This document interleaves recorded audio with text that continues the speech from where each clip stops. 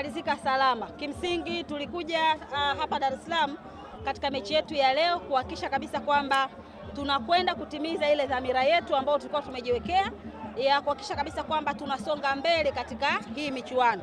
Lakini kwa bahati mbaya matokeo hayajao upande wetu. Sio kitu ambacho tulikuwa sisi kama klabu tulikuwa tunakihitaji.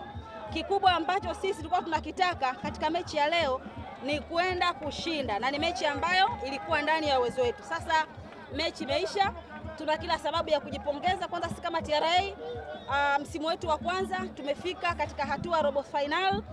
Michuano hii mikubwa ya CRDB Bank Federation imetupa pia changamoto ya namna gani ambapo pia tunaweza kujipanga vizuri zaidi katika msimu ambao unakuja 2026-27. Kwa hiyo mechi leo imalizika, kesho tunarudi Arusha, tunakwenda kwenye kile sasa kinyang'anyiro cha kumaliza nafasi 4 za juu. Nilikuwa pale juu, nilikuwa naongea na mameneja wangu kwamba mahesabu yetu ya leo yameishia hapa.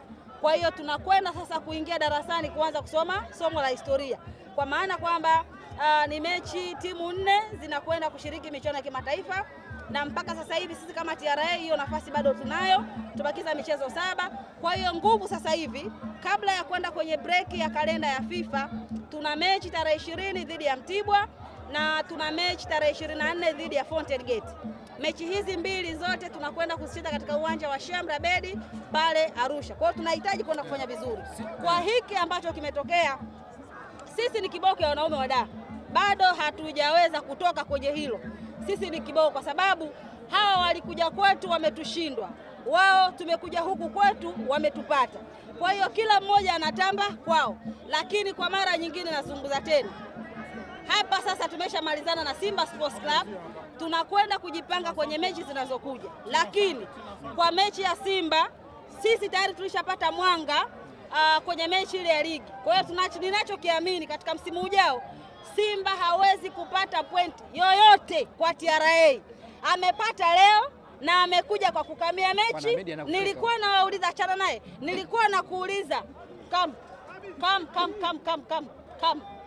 Wewe leo ulikuwa unakamia hii mechi. Ulikuwa unakamia ili uende wapi?